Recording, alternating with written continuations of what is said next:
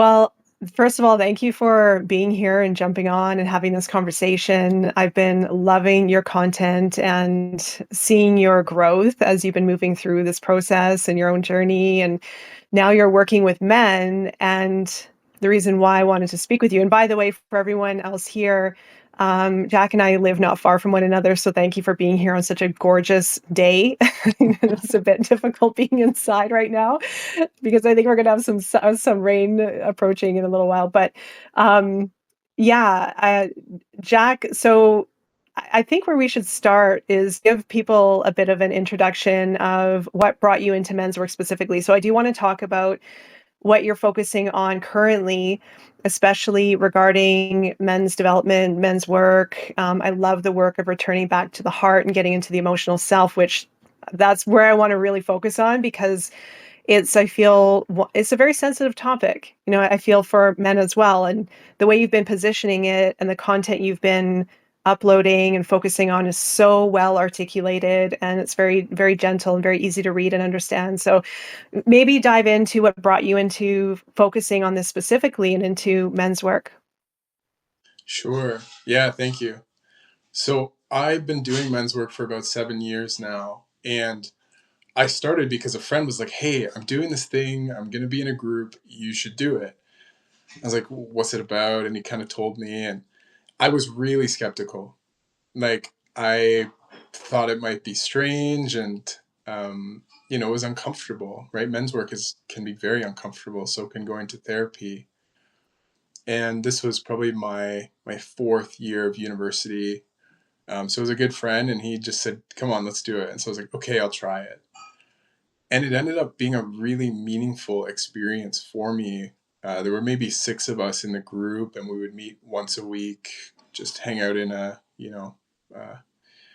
like a study room at the school and have conversations. And the conversations were the first opportunity that I had really had to be vulnerable with other men. And it did something for me. Like, it brought me to this deeper place of self acceptance. One of the first things I talked about in the group was being attracted to men and how I'd been afraid to express that part of myself. And it was one of the first spaces where it was like, oh, whoa, like other guys see me in this and nobody's shaming me here. So I only did it for 3 months or so before I went on exchange, but it brought me into a much more confident version of myself because I was like, whoa, this is what emotional depth among men feels like. So that was really how it started. Since then, I've been a part of, I don't know, like 6 or 7 different men's groups. And in the past couple of years, I've probably started or run another 6 or 7. So uh, it's a beautiful journey. Like, it's so meaningful for me. And the every group kind of has its different vibe, right? Based on who the leader of the group is and what their personal philosophy is. But for me, what feels the most important is not necessarily like in men's work, there's a lot of embracing of the warrior archetype. It's like, how tough can I be? Can I yell at the other guy and be comfortable?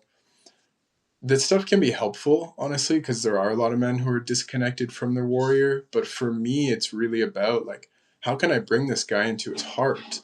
How can I show this guy that it's safe to speak his truth and especially to ask for help from other men?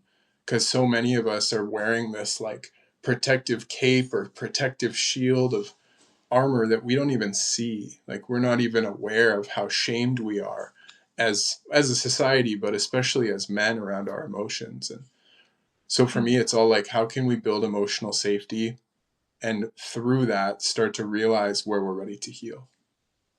Oh, that's beautiful. Really. I'm curious to, so many questions. I'm curious to know what are some of the common threads you observed through this work in working on yourself, but also working with other people as a facilitator.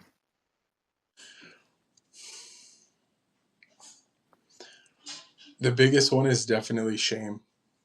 Like, as men, so many of us get these messages growing up of, oh, don't cry, don't be a wuss, like really mean stuff around, oh, like you want to talk about emotions, you must be gay, right? Just like these horrendous things that kids say to each other, that continue as teenagers. And like so many of them are these subtle parts of our culture, right? Of our verbal culture among one another as men that shame us from being emotionally vulnerable.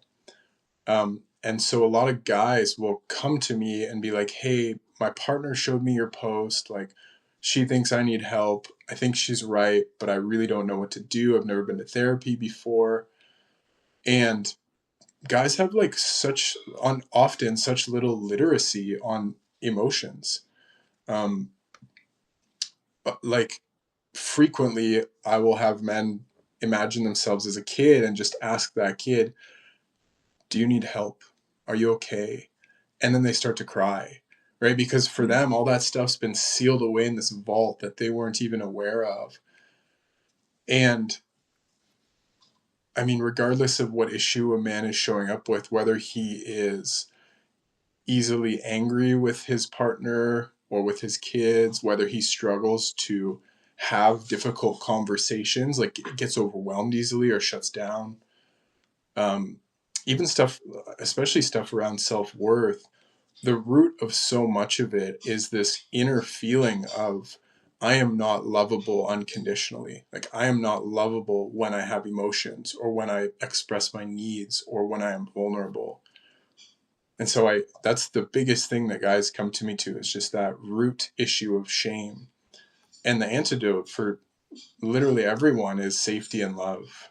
And there are a lot of ways that I do that. But really, once a guy starts to learn what it's like to love himself, to show himself love, to feel love as a feeling in his body, and then kind of direct it towards the parts of him that are hurting, that's where things start to snowball. And yeah, the work gets really, really good. Hmm. What would you say is the root cause, though, of the shame, of feeling unsafe to speak, be vulnerable, be open, even be in touch with one's feelings? I think it's cultural trauma. Like the today's world has so many fathers who are themselves emotionally wounded, right? Whether it's like coping constantly with alcohol, or this man's father was never really there for him, or he never felt a real emotional connection with another man. Like men, just as a collective, we carry so much weight of not feeling seen and not feeling loved.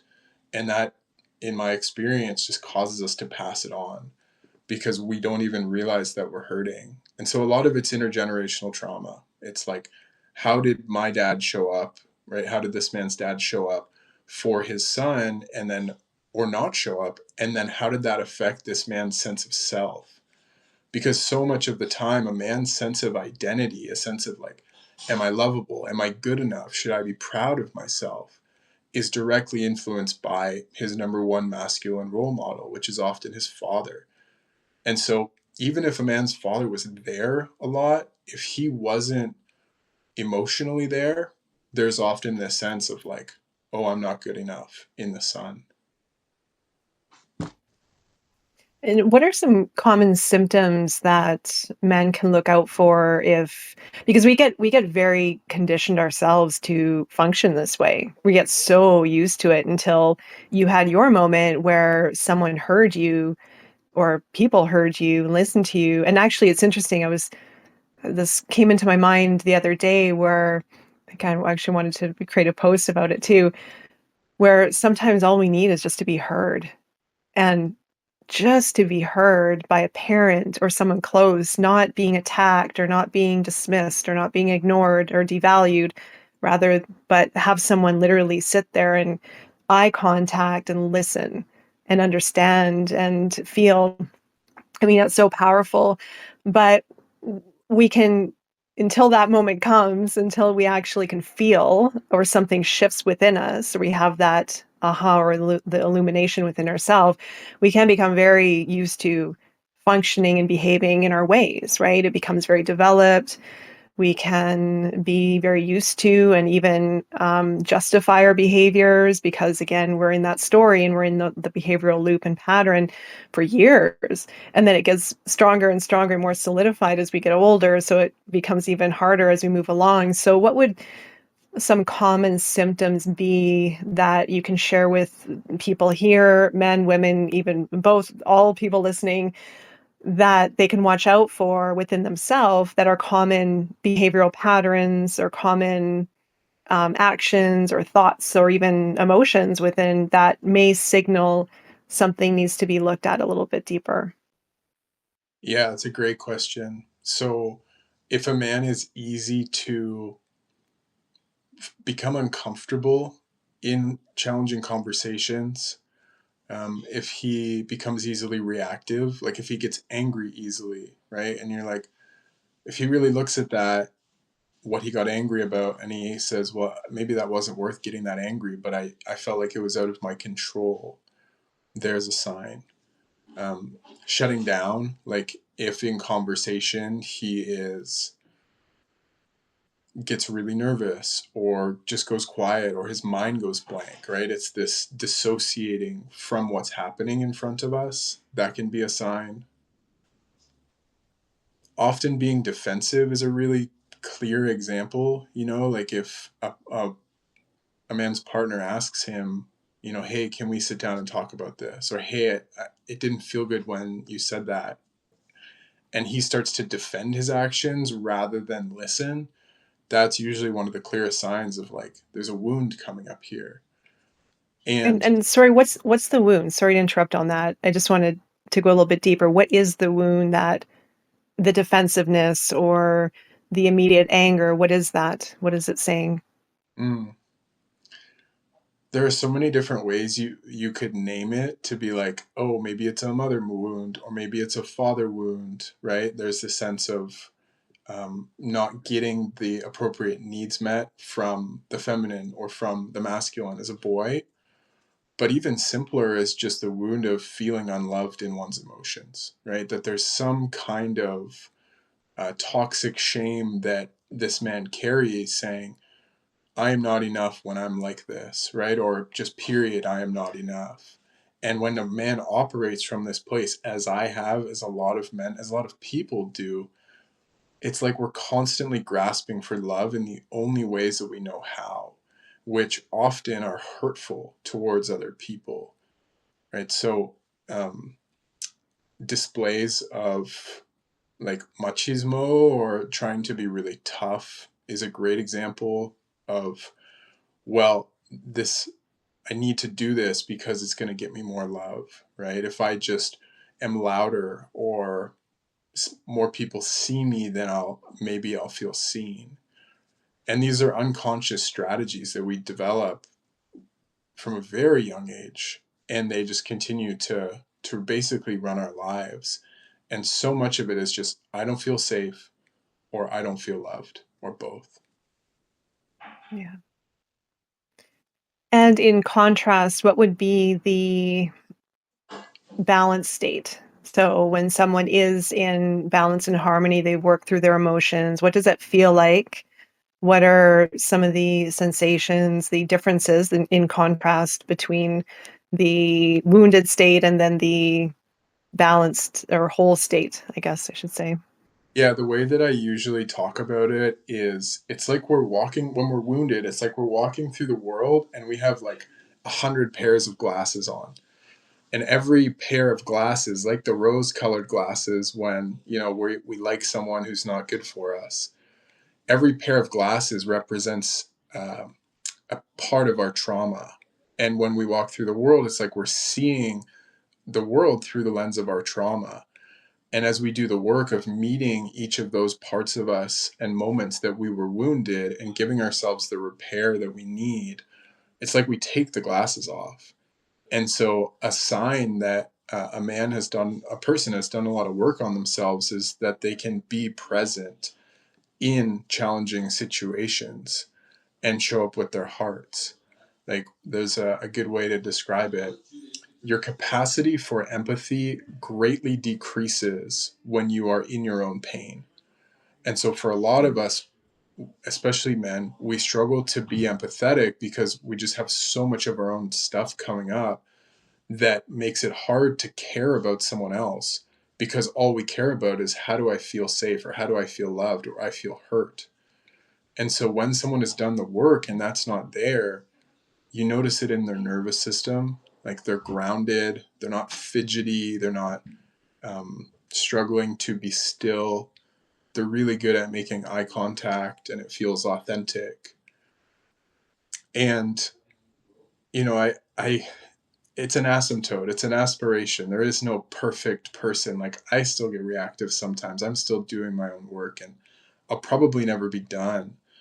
But I think that the deepest quality that we can cultivate through this work is just being present, and perhaps on top of that, like, lovingly present, right? Like, I'm with this person, my heart is open, they can feel that I'm paying attention to them and not making it about me. I'm just here to listen and observe and still honor my needs, but not from a place of my emotions are taking over and running the show.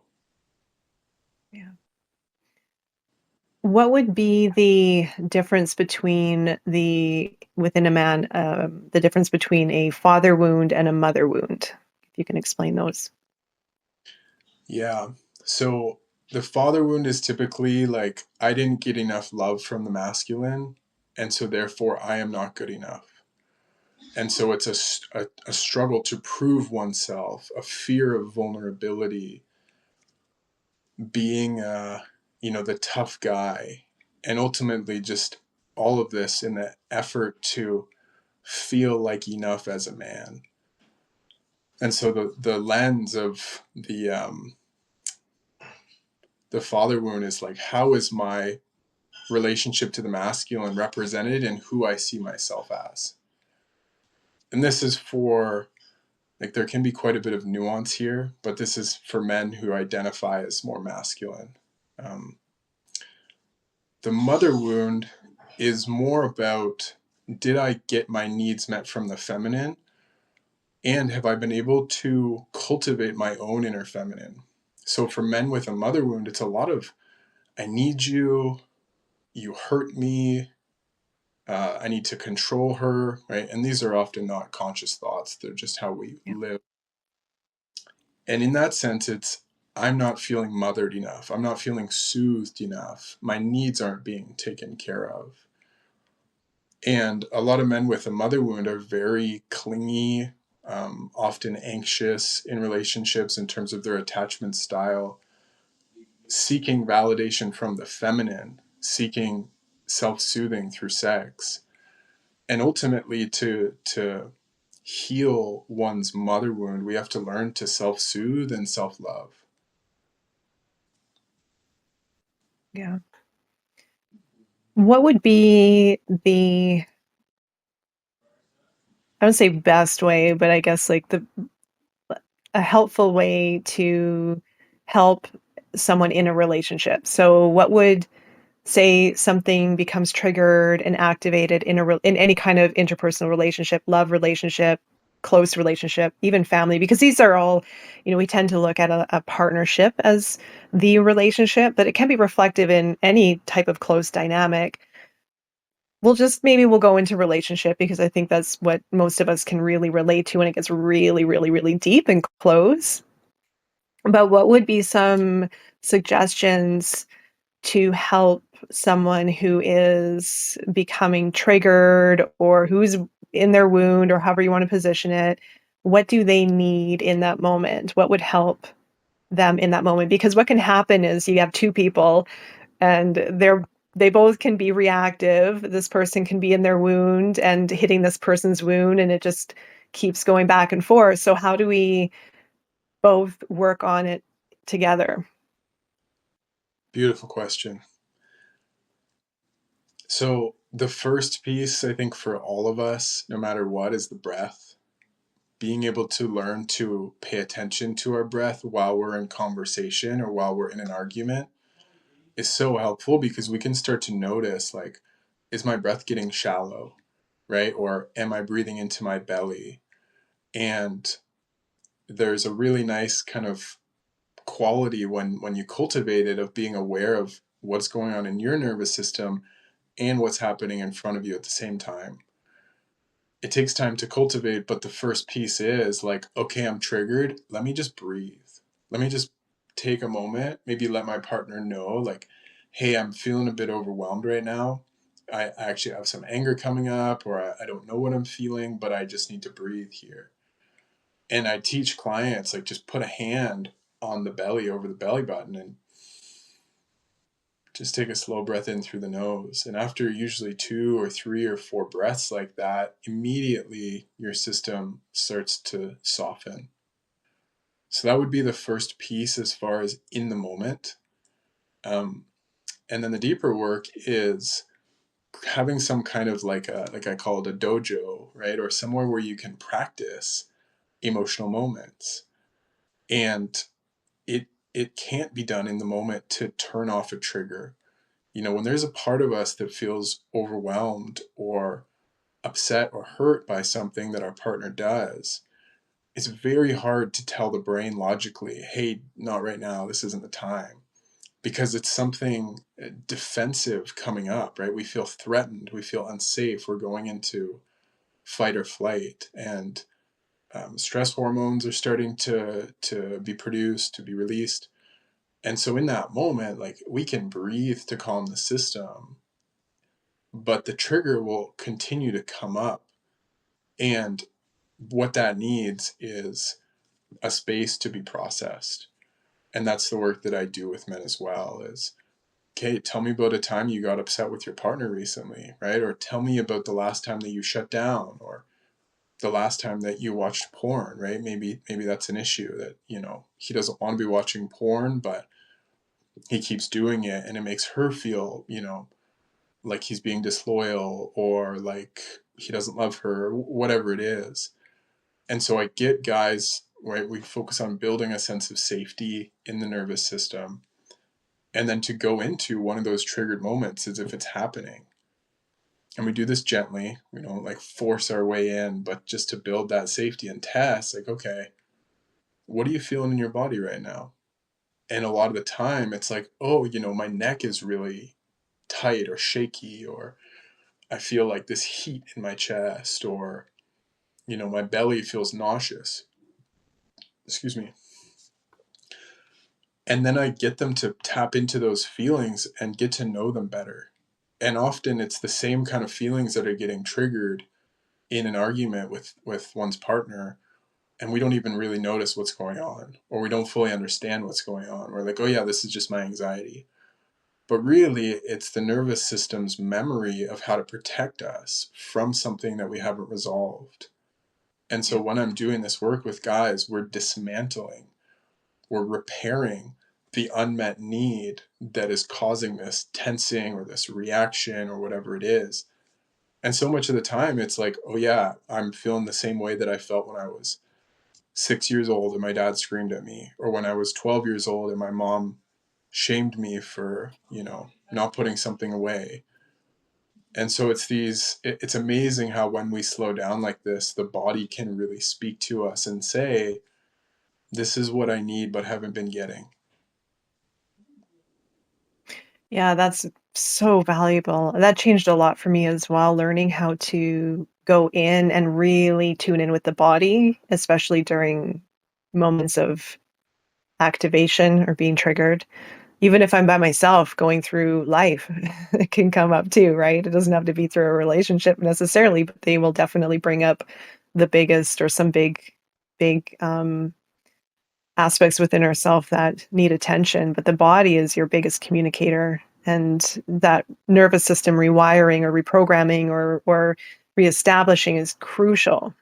It's breaking patterns and breaking habits from a body, internal physical level, and also from a level of consciousness. So paying attention to us more, understanding, putting the pieces together more. And then it's the observation just grows and grows and grows from there. And so you over time you can do it by yourself just in an instant, right on the spot. So it's yeah, it was quite game changing for me learning it. It took a while to get in there and understand it because we're not, we're not conditioned that way. We're not taught these things. We live such an external life. We're constantly in that external reality, right? It takes a lot of rejigging and rewiring to bring it in and understand ourselves on that level. Totally. Yeah, it's so important, and it's so not obvious to so many of us. And a big thing that comes up for a lot of men, and I mean for a lot of us as humans, is we tend to dissociate from our pain by thinking about it rather than feeling it, or by thinking about something else. And with guys, like we'll be in a trauma healing session and I'll be like, hey, like let's build some safety. And maybe that's through the breath or imagining like a supportive man putting his hand on his shoulder. Okay, notice what that feels like. Okay, I feel really safe. But then as soon as we start to go into the trauma, it's like, okay, what's this feeling like? They start kind of looking up and talking and talking and talking. And, it's like they've just developed this strategy unconsciously to avoid what's going on in their body. And I have to say, okay, we can talk about it later, but I want to come back to what you're feeling right now. Let's not worry about analyzing this. Hmm. And I think for so many of us, it's like, well, I just think, I think all the time. And it's, uh, it's exhausting, right? It's a source of Yeah. stress to think all the time. Yeah. Yeah. Yeah, exactly. Well, we live in an analytical world. We're always used to being on here and getting in touch with the heart is and getting in touch with the heart creates pain. Like that's where you feel. That's where you start to like, feel the stuff that hasn't been resolved and it gets scary and then the flinch is to avoid it. No, I'm getting out. I don't want to feel that. It's too much. Hmm. Yeah. Takes some work. It does. Um I'm curious in a relationship and just men in general, take me into the mind of the man. What is important for men? What are their needs? What do they need? From a partner. Yeah, from partner, from yeah, close relationships, partner. Yeah. Hmm. I think the biggest thing that a lot of men actually struggling with is asking for what they want.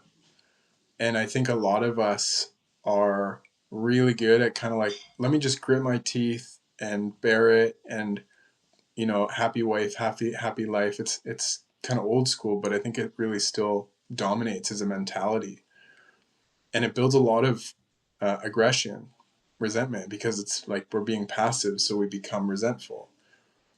And so I think that for men, a lot of what we need is to learn what we need, like to learn to speak up and say, hey, I think I need this right now, right? I'm feeling tired. I think I need to rest. And to communicate that with our partner. Hey, I'm feeling a little bit, hurt right now by this, what happened earlier.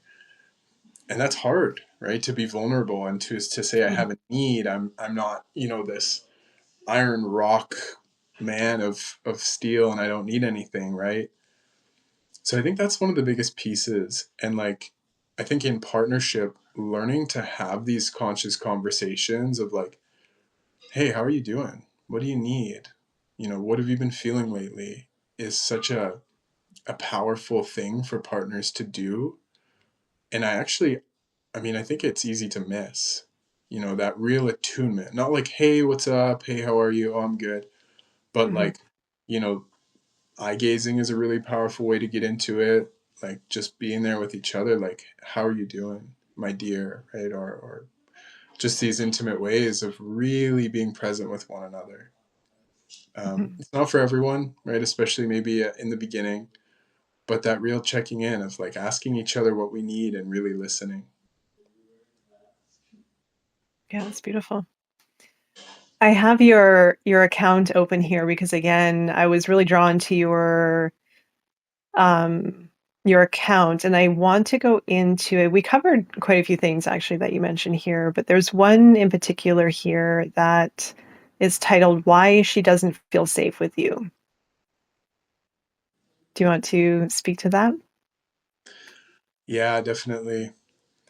So this is, of all my posts, typically the most popular ones, the ones that get the most engagement, the most shares, are the ones that talk about emotional safety and a lack of emotional safety in one's relationship.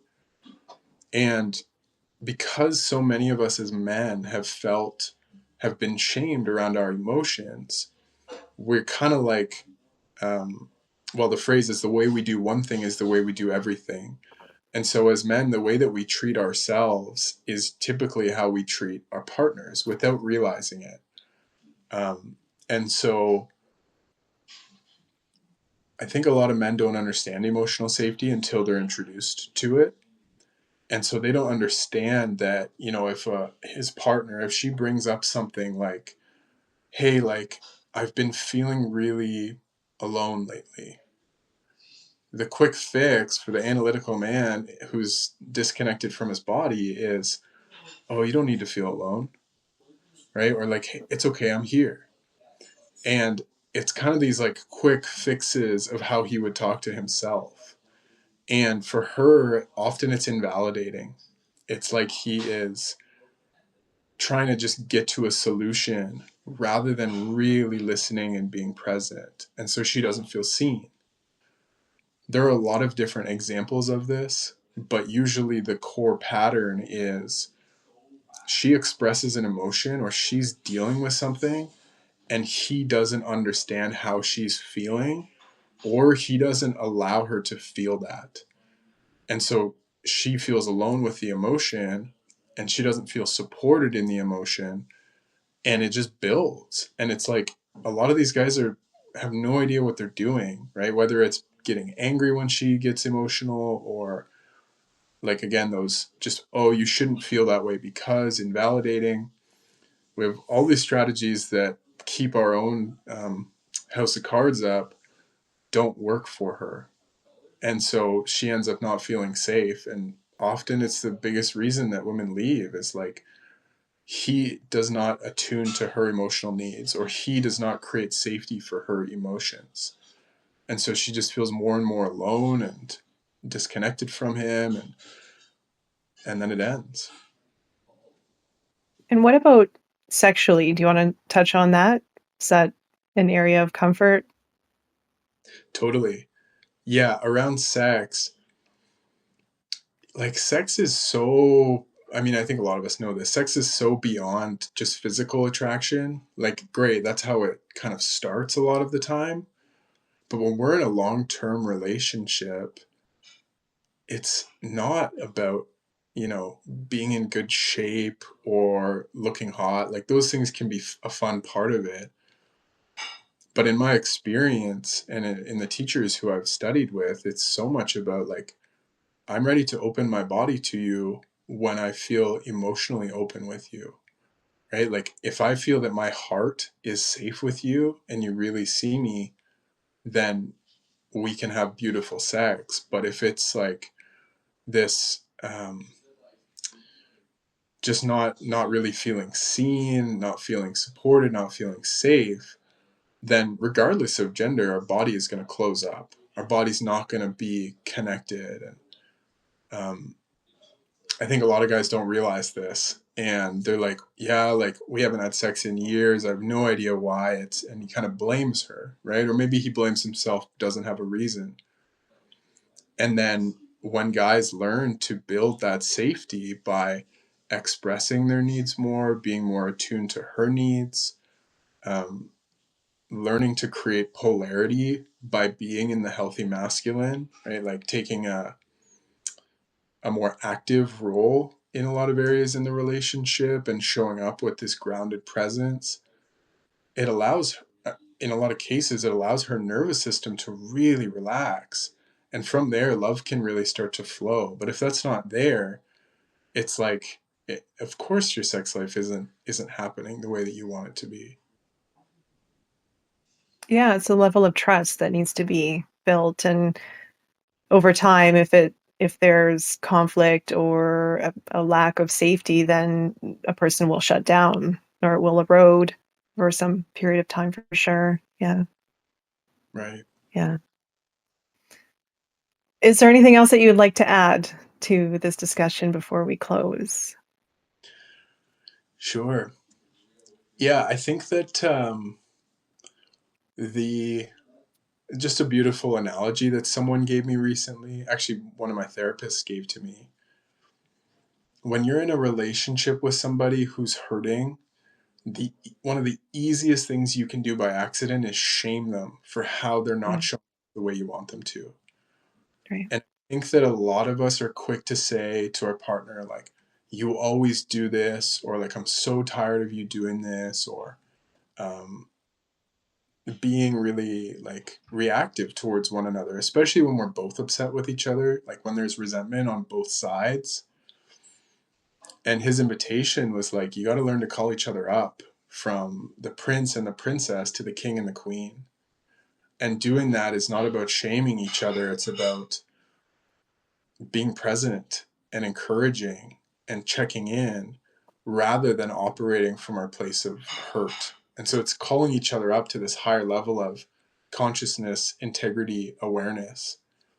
Not everyone's ready for it, but I think that distinction between like shaming your partner when you're upset with them and leveling and calling them up is just, it's night and day. Yeah. Yeah, it takes a lot of inner strength to not go back into our patterns and be reactive and fight. And I see it a lot in women too that are who are very angry towards men and can't let that go. And so it's a constant battle. Both people have to show up. Both people have to let go of these societal conditionings and how we've been used to reacting and acting and having hatred and spite, and learn to build each other up. Yeah, absolutely. Love that. Yeah. Totally. And I mean, it happens a lot where we're so stuck in our resentments towards one another that even when one person starts doing the work more, it's hard for the other person to get past it. Like I Yeah. have a handful of clients who I've supported through divorce. And in those specific moments of trying to make it work and like maybe we can get back together, she's really upset with him and he's really upset with her and he's doing the work, but there's still this like riff. And it's like death by a thousand cuts because there's just so much anger towards each other that it's not impossible to crawl out of, but it takes both partners being willing to like sit with one another and by themselves and process that anger. There's a book, From the Core, by John Wineland, that's a wonderful book for men on how to be a better partner. And one of the things he invites in there is to just walk up to your partner, or not walk up, but to invite your partner through kind of a present conversation. I want you to tell me everything about why you're angry at me. And I'm just going to sit here and listen. And that's a form of holding space that I think a lot of us aren't aware we can do. Is like, hey, like I'm ready to own it. I'm ready to support you in feeling that anger. And maybe it's better to have like a counselor there for some couples. But if we feel grounded, it's like, bring it on. Like I'm ready to sit in the fire of what I need to take ownership of. Yeah, or just listen and not take it personally. Like, understand where the other person's pain is really coming from. It's not necessarily the person listening. It's, what's going on within the other person's deeper self, right? And sometimes people just need to vent. There are many dynamics, of course, but it does take a very strong individual to sit through that fire and see Yeah. it. Said. What about you Awesome. Well, that you want to add that, because maybe there are things that I didn't speak to, or from a man's point of view, I might not have addressed. I'm just curious if there's anything residual where you're like, I think it'd be nice to speak to this.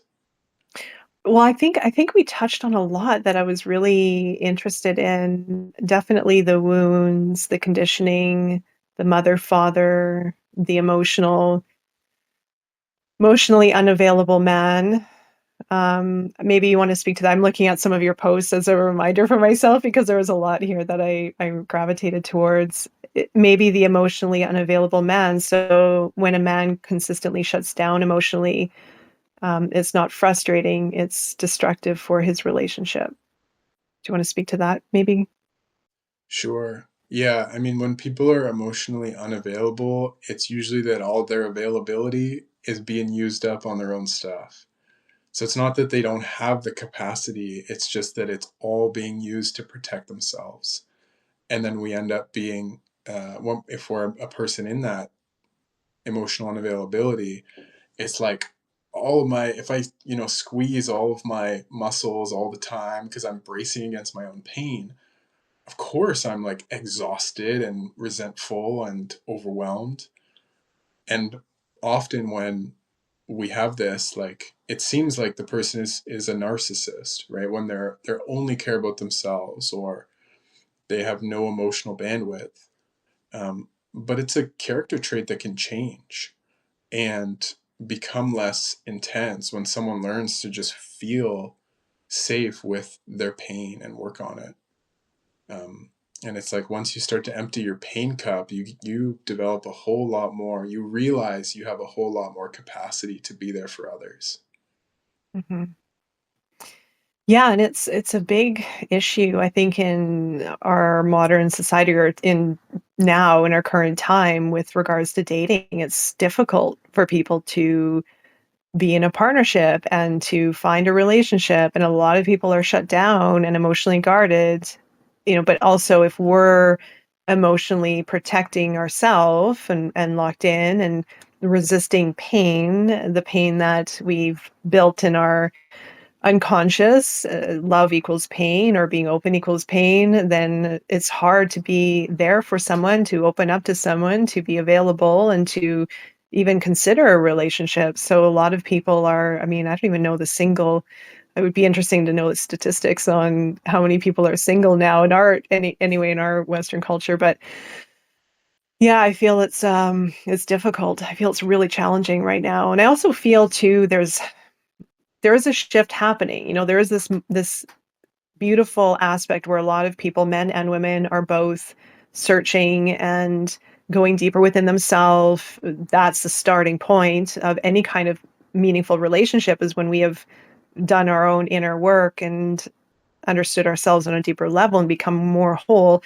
But also we have to realize there's a time when we need to come out and be in a relationship or explore relationships, or at least put our finger in the water and see what it's like, just try it out and get back out there. Because actually I remember listening into an interesting story about, it was some kind of Buddhist teaching, or some kind of Buddhist, I don't know what they're called, like a certain Buddhist organization. I'm not sure what to call it as, but they would get to a certain level of enlightenment, and then they would be told to get out and go have a family, because that is your next level. When you're in a relationship, when you're with people, like, there's one thing being alone on our own and doing our own quest and inner journey and self-exploration, but being in a relationship takes you to a whole new level. It's essential.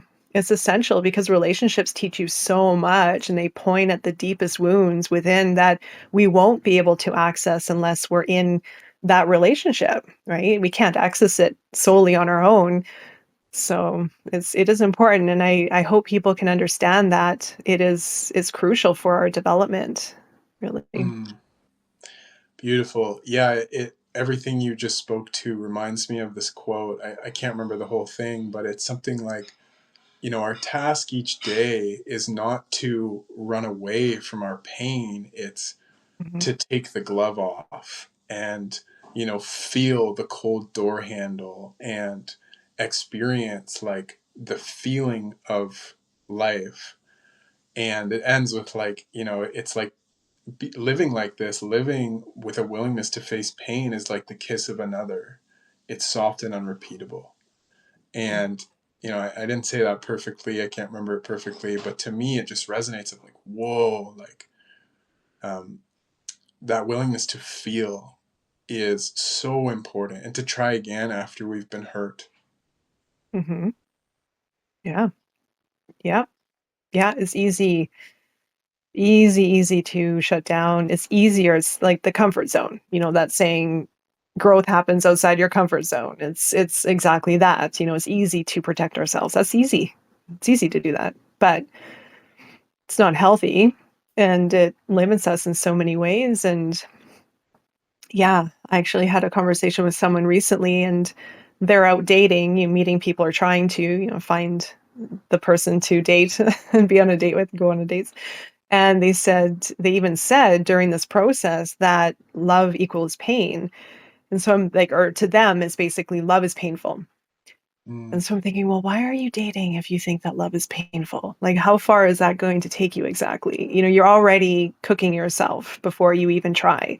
You're already shutting it down, putting a label on it or an experience on it, and that's what you're going to experience. If you think that that is the truth, then that is going to be the reality of it. Right. yeah, yeah, totally. And they might attract someone who's going to hurt them, right? Or who, Yeah. not that I'm calling that in for them, but we just tend to repeat these. Yeah. Our beliefs shape our reality. Simple as that. Hmm. Hmm. Yeah, exactly. Wonderful. Jack, thank you so much for taking the time. I love this conversation. I could probably talk about it for another good hour, but it's a nice day. We need to get outside, enjoy the sun while it lasts. And thank you for everyone for being here. And thank you, Jack, so much for sharing your wisdom and your experience. And I'll leave some information where people can find you in the information area, Jack Bunce, also on Instagram as the wholesome.guide. Are you also on TikTok? Do you still do TikTok? Are you there as No, well? or mostly just Oh, Instagram. okay. Yeah, yeah. Find him on Instagram. His posts are amazing. I love them. Really great. Well, Thank thank you you, so much. and thank you everyone for listening, for tuning in. Thank you. Bye, Jack. Okay, bye.